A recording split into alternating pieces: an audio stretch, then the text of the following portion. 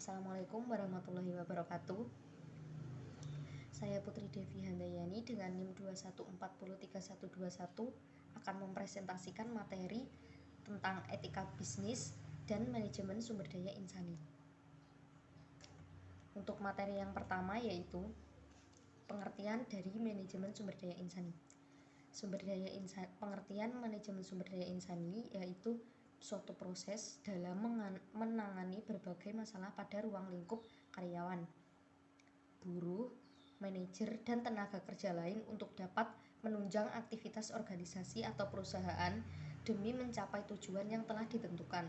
Bagian atau unit dalam mengatur SDM adalah HRD atau yang biasa disebut dengan Human Resource Department.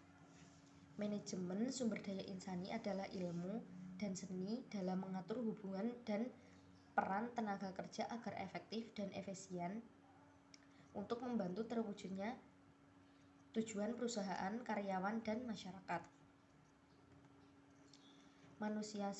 Manusia itu sendiri merupakan faktor yang harus diperhatikan dalam pengelolaan sumber daya insani. Tingkat kualitas sumber daya insani SDI yang tinggi akan menentukan apakah fungsi-fungsi tersebut berhasil dilaksanakan atau tidak. Keberhasilan operasional perusahaan di masa depan akan sangat dipengaruhi oleh sumber daya insani yang dimilikinya. Sumber daya manusia itu dapat dikelola secara baik dan profesional agar dapat terwujud keseimbangan antara kebutuhan sumber daya manusia dengan tuntutan dan kemajuan bisnis perusahaan. Keseimbangan tersebut dapat terjadi dengan cara memanusiakan manusia.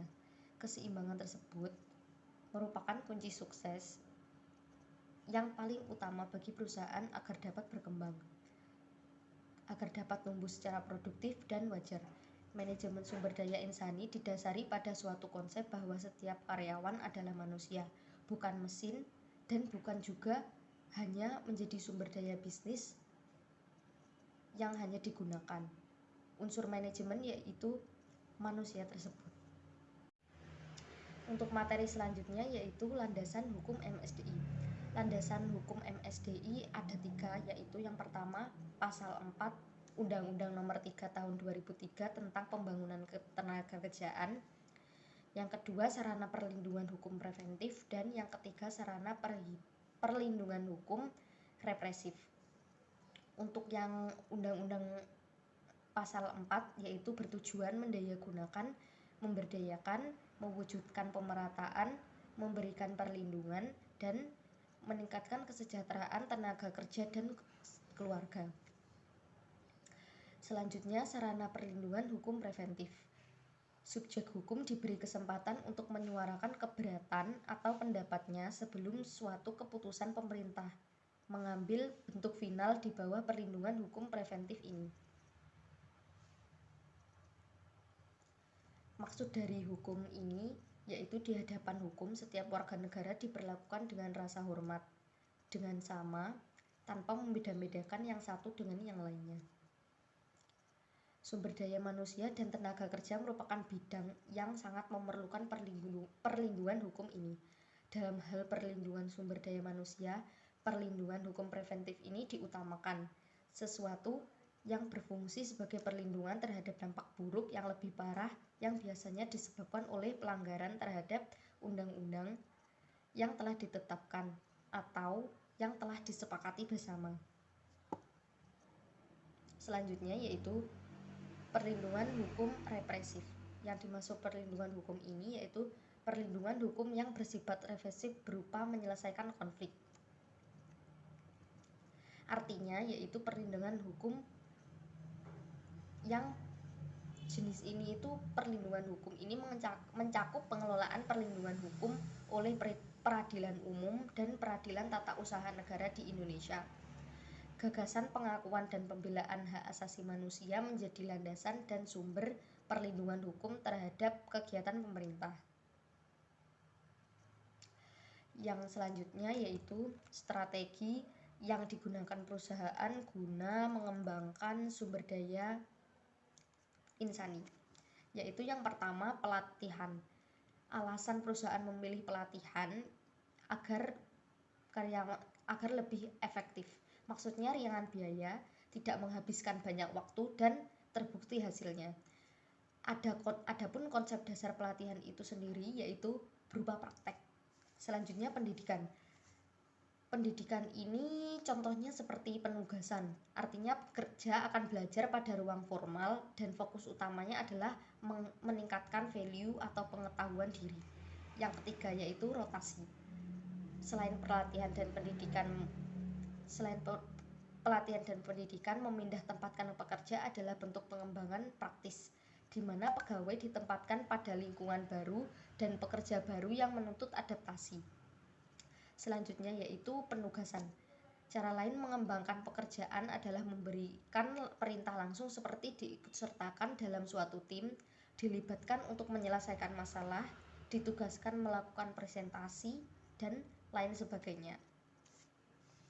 Selanjutnya yaitu delegasi. Delegasi merupakan suatu kesempatan untuk mewakili pimpinan, dan pengalaman tersebut sangat berharga. Pekerja dituntut untuk dapat meningkatkan kualitas diri secara universal, baik penampilan, keilmuan, maupun keahlian. Dan hal itu menjadi pertimbangan utama sebagai delegasi. Selanjutnya yaitu fungsi manajemen. Yang pertama, planning. Semua orang menyatakan bahwa perencanaan adalah hal yang paling penting. Oleh karena itu, menyita waktu banyak dalam proses manajemen.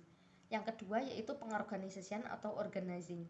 Apabila serangkaian kegiatan telah disusun dalam rangka mencari tujuan dalam organisasi, maka untuk mengimplementasikan hal tersebut harus diorganisasikan. Dan yang ketiga, pengarahan atau directing. Untuk melakukan kegiatan yang telah direncanakan tersebut agar kegiatan itu dapat berjalan dengan efektif dan lancar, diperlukan arahan dari atasan atau dari manajer. Dan selanjutnya yaitu controlling. Controlling memiliki fungsi untuk mengatur kegiatan agar kegiatan organisasi tersebut dapat berjalan sesuai dengan rencana. Selanjutnya yaitu fungsi operasional.